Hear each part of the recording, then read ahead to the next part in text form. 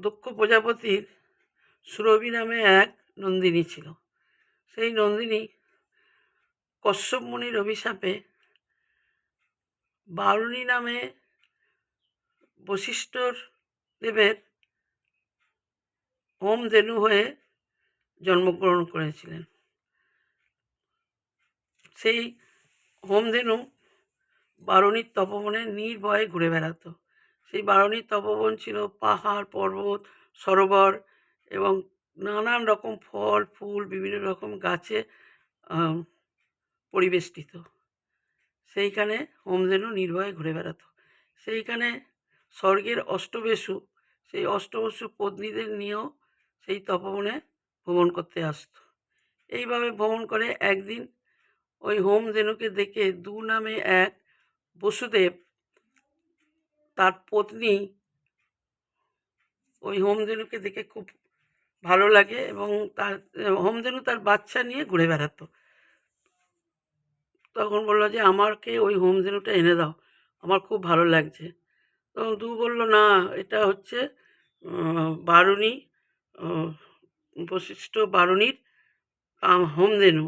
একে নিয়ে আসলে মহাপাপ, এই জগতের উপকারে এসছে, স্বার্থের জন্য এসছে। এর দুধ যে পান করবে তার সহস্র বৎসর আয়ু, 10,000 বছর আয়ু আর আরোগ্য হয়ে সে বেঁচে থাকবে।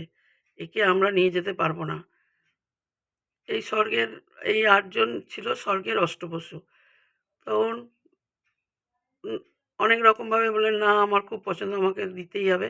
এইভাবে অন্যান্য বসুদেবের ভাইয়েরা গিয়ে সেই হোমধেনুকে হরণ করে নিয়ে আসে, নিয়ে চলে যায়।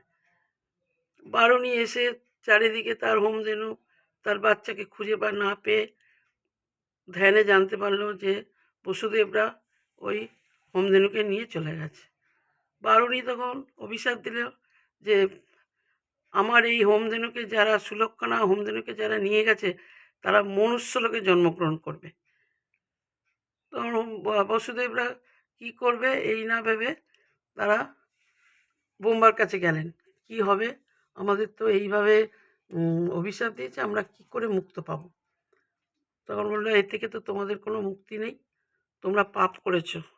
তোমরা এক কাজ করো, তোমরা মা গঙ্গার কাছে যাও। এই গঙ্গা ছিল, মা গঙ্গার কাছে যাও, তোমরা সেই গঙ্গা তোমাদের মুক্তি একমাত্র করতে পারে। এদিকে মা গঙ্গা সুন্দরী রমণী হিসেবে রাজা শান্তনুকে খুব মুগ্ধ করে। রাজা শান্তনু তো সেই গঙ্গাকে বিবাহ করে। বিবাহ করার পর রাজা ঔরসে মা গঙ্গার গর্ভে এক এক করে ওই বসুদেবদের জন্মগ্রহণ হয়। এক এক করে জন্ম হয় আর মা গঙ্গা ওই এক একটা সন্তানকে গঙ্গার জলে ভাসিয়ে দেয়। লাস্ট যে সন্তান হলো দু নামে যে বসুদেব, সেই সন্তানকে মা গঙ্গা বলল তুমি এই মর্ত্যলোকে থাকো, জগতের থেকে তুমি সেবা করো আর তুমি জগতে থাকবে। এই বলে মা গঙ্গা গঙ্গার জলে চলে গেল।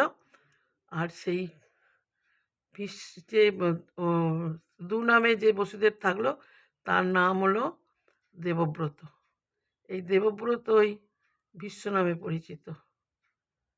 এই পরে আবার বাকিটুকু গল্প তোমাদের কাছে বলবো। কেমন লাগলো তোমরা কিন্তু বলো।